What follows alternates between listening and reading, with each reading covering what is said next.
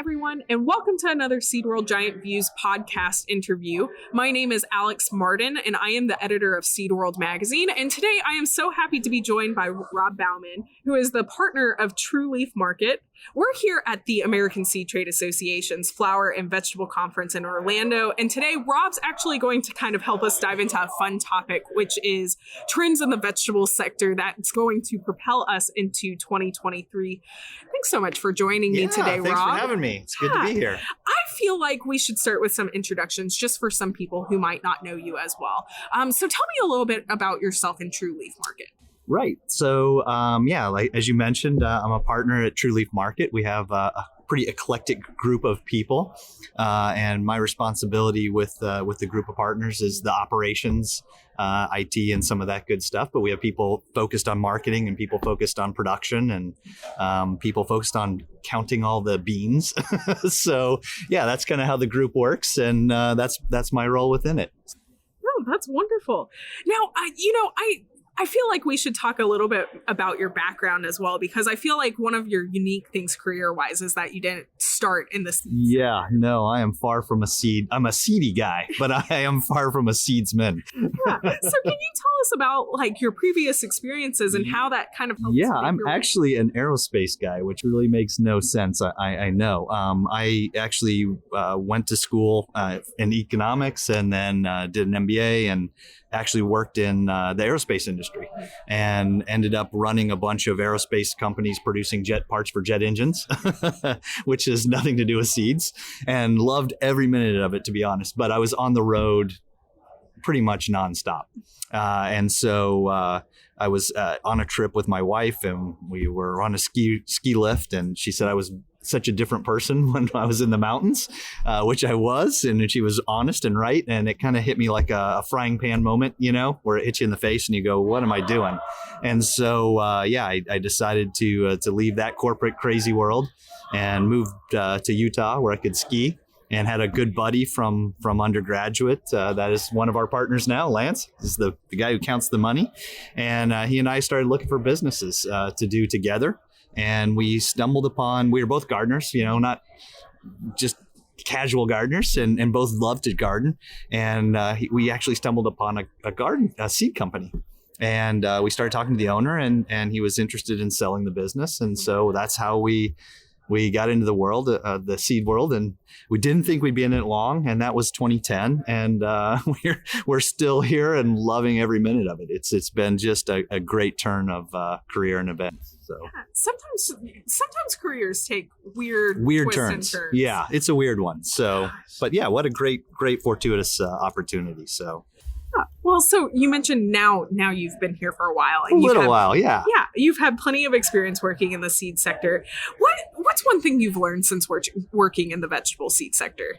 I thought you had to have patience in making a jet engine part with some of the complexities and some of the things that can go wrong. And man, that is just such a simpler world than the seed business. This is a million times more complicated, and a million more things can go wrong. So I think patience, and you don't really control your life. The world controls your life, and you just go along for the ride. So I think that's the number one lesson. I think every part of the seed sector would agree. There are just so many things that can happen, so many things that can go wrong. Mother Nature being one of them. Mother Nature's, she's the best and the worst.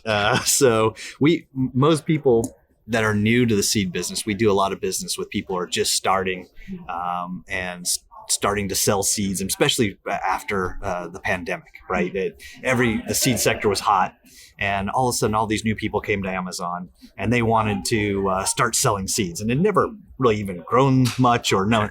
And they would be so upset when you were out of something. Well, can't you just get more? Why don't you make more? Why don't you have that? I'm like, have you started growing the product you're selling yet? Let me tell you how the complexities of this supply chain. So it's tricky. Yeah, no, that makes a lot of sense. Now, I know you've also worked with the Home Garden Seed Association as well. Great association for people out there. You should look it up and join it. Perfect. How has working with that kind of association helped move you and True Leaf Market forward? Oh, it's been phenomenal. I mean, it's a great group of suppliers, peers, competitors. And the thing that I think has been the most eye-opening, and you see it here at ASTA, right, is you're in a room with people from all over the world that you supply to, you buy from, you compete with, and everybody is so friendly and so kind and so cooperative. And when you come to that from outside the industry, you think there's no way. This is what is up here. This is not true, right? And in the Home Garden Seed Association, it's even smaller. And the openness with which everybody shares and helps each other is mind-boggling. You would never expect that with people who are potentially competing with each other. And I think it goes back to the conversation we just had. Why is that? Well, this is a tough business and you cannot control it. And Mother Nature's tricky and the business is tricky. And if you tried to go out there and do everything on your own, you would fail. I mean, it really takes a village, and it takes a lot of cooperation and help. And you're going to have days you need help from your competitors, and your competitors are going to have days they need help from you. And if you guys don't support each other, everybody loses. So that has been a great part of that. And I learned a lot in that association and made some of my best friends in the industry in that association. So it's been a lot of fun. Absolutely.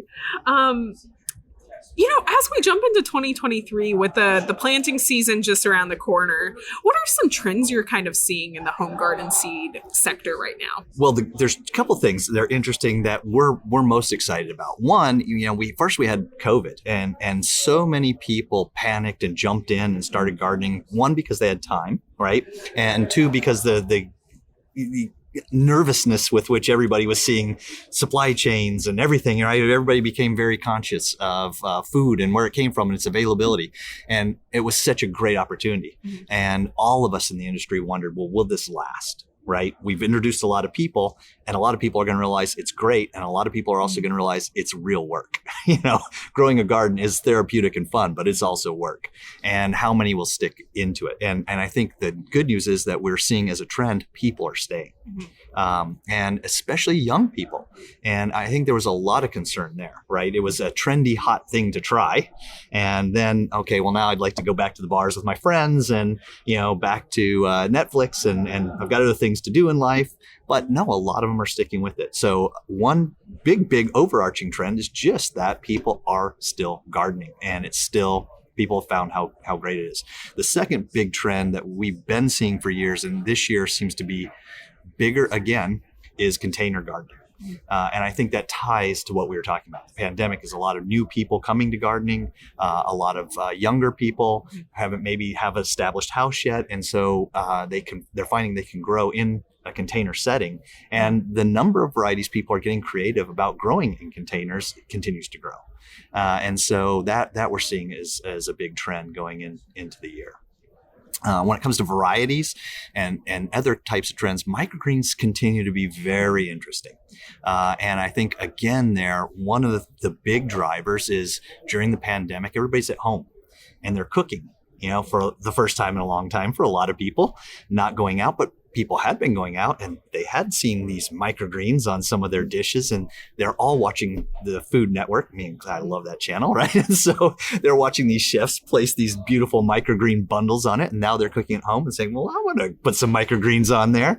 And that trend continues to grow. We continue to see a lot of interest in the home user growing their own microgreens for home use. So another big trend. That makes a lot of sense. I know I've seen more of those aero gardens that you can put in your kitchen and grow microgreens. Yeah, for sure. All of these, there's lots, kits have been a big deal. Lots of people during the pandemic that jumped into the space brought some clever, unique ideas and some really beautiful home gardening kits and window seal kits. And they're finding that herbs and microgreens are a great option for those kits. And it's a low time commitment.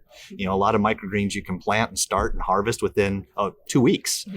So most people can stay focused that long. That is true. I think I just have one last question for you today, Rob. And it should be a fun one before we end for the day, but we talked about all of these different trends that you're seeing. What are you hoping to see in the future of the Home Garden Seed Association? I'd really like to see that we continue to help encourage people to grow their own food, right? There is something magic, and I think that's why we're seeing so many people hold. My kids, for example, the first time we grew a really amazing carrot, and especially a late fall harvest carrot that's super tender and sweet, right?